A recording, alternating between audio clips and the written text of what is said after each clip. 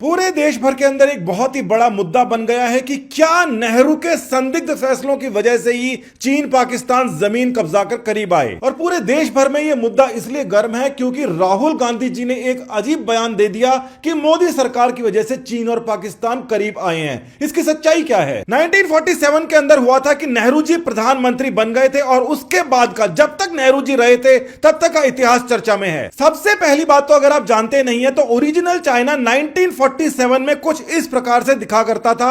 यह Xinjiang area 1949 के अंदर चाइना ने कब्जाया था।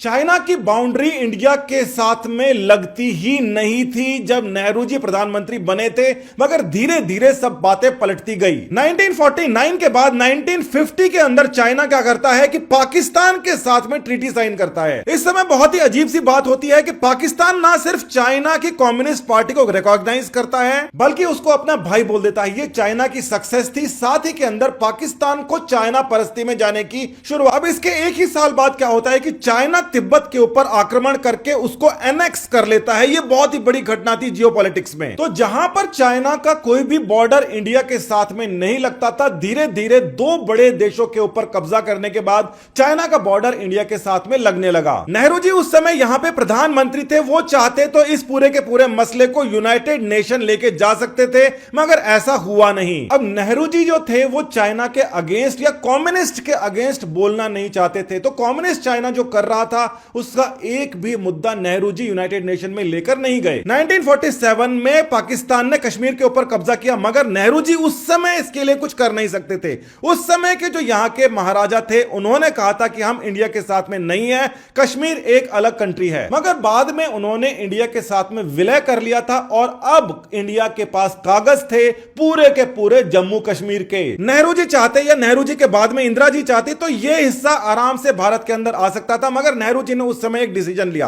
वो चले गए यूनाइटेड नेशन के पास में और यूनाइटेड नेशन ने कुछ नहीं किया, ना इस मसले में किया, ना शिनजियांग मसले के ऊपर किया और ना ही तिब्बत के मसले पर कभी कुछ किया है। अब बात आ जाती है चीन पाकिस्तान के साथ में बाउंड्री कैसे शेयर कर पाया, नेहरू जी के कौन से फैसले गलत हुए। 1947 के बाद में क्या होता है, तिब्बत का एनेक्सेशन कर लेता है चाइना और यहां से दलाई लामा को नेहरू जी इंडिया के अंदर लेकर आते हैं। अब कई सारे लोग ये कहते हैं कि नेहरू जी ने एक अच्छा काम किया कि दलाई लामा को इंडिया में लेकर आ गए और इसके लिए उनकी तारीफें की जाती है, मगर लोग ये नहीं सोचते कि अगर उनको कुछ करना था तो यूनाइटेड नेशन के अंदर जाकर तिब्बत का मसला उठाते। क्या नेहरू जी ने अपने जिंदा रहने तक, जब तक वो प्रधानमंत्री थे, यह मुद्दा उठाया था? नहीं। कुल मिला के दलाई लामा की जो बात थी, जो उनका हक था, वो इंडिया के अंदर आकर कुछ खास उनको मिला नहीं और ना ही नेहरू जी ने इस मुद्दे को यूनाइटेड नेशन के अंदर किसी प्रकार से कभी उठाया, जबकि निर्वासित सरकार भारत के अंदर रह रही थी। अब यह प्रचारित किया जाता है कि नेहरू जी के इस स्टेप की वजह से ही, केवल और केवल इस स्टेप की वजह से चाइना ने भारत के ऊपर कब्जा किया, अक्साई चीन के ऊपर कब्जा किया। देखिए 1947 के बाद के अंदर चाइना इधर से क्या करता है कि यह जो अक्साई चीन वाला हिस्सा है और बहुत सारा अरुणाचल का भी हिस्सा है, वो अपने कब्जे में ले लेता है। अब नेहरू जी जो है वो यूनाइटेड नेशन जा सकते थे, मगर यूनाइटेड नेशन के अंदर गए नहीं। तो ये वाला हिस्सा जो है वो नेहरू जी की वजह से पाकिस्तान के पास में था, उन्होंने वापस लेने की कोशिश नहीं की क्योंकि वो यूनाइटेड नेशन चले गए थे। और ये वाला हिस्सा भारत के पास में इसलिए नहीं है क्योंकि यूनाइटेड नेशन के अंदर नेहरू जी गए नहीं थे। अब देखिए चाइना को, जो भारत की बाउंड्री से कभी लगता ही नहीं था, और पाकिस्तान जिसने नेहरू जी के रहते बहुत सारा हिस्से को कब्जा किया,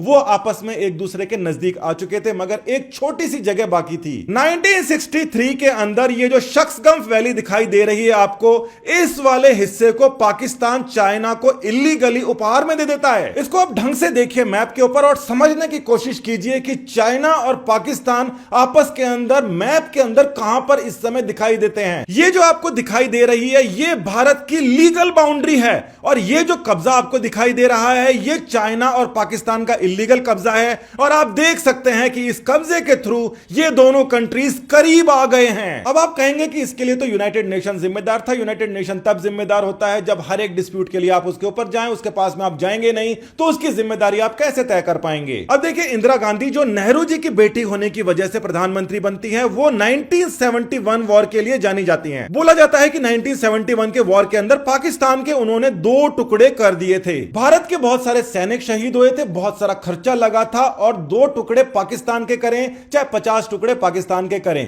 क्या आपने कश्मीर वापस लिया था? क्योंकि नेहरू जी की तरह ही इंदिरा जी भी अपने बहुत ही कमजोर फैसलों के लिए जानी जाती हैं, मगर उनको अलग प्रकार से टेक्स्ट बुक्स वगैरह के अंदर बता दिया जाता है। टेक्स्ट बुक्स में लिखी सारी चीजें खराब नहीं होती, मगर टेक्स्ट बुक्स के अंदर जो लोग चीजें लिखते हैं वो सरकार द्वारा नियुक्त किए हुए होते हैं, और बहुत लंबे समय में एक ही प्रकार की सरकार, एक ही परिवार का राज रहने की वजह से बहुत सारी चीजें बहुत भ्रमित करने वाली आ चुकी थी। तो देखिए, नेहरू जी कभी यूनाइटेड नेशन जाया करते थे और कभी ये यूनाइटेड नेशन नहीं जाया करते थे। ये फैसले कैसे लिए गए ये काफी संदिग्ध है, आज तक इसका जवाब नहीं मिल पाया। मगर राहुल गांधी जी ने जिस डिस्कशन को अनजाने में छेड़ दिया है उसका जवाब मिल गया है कि चाइना और पाकिस्तान आपस में करीब कैसे आए। अगर कोई इस चीज का जिम्मेदार है तो वो केवल और केवल तत्कालीन प्रधानमंत्री ही जिम्मेदार माने जाते हैं। 2022 के अंदर जो प्रधानमंत्री हैं उनको आप कैसे जिम्मेदार मानेंगे? सबूत सामने है, फैक्ट्स के साथ में आप खुद निर्धारण करिए। नमस्कार, धन्यवाद, जय हिंद।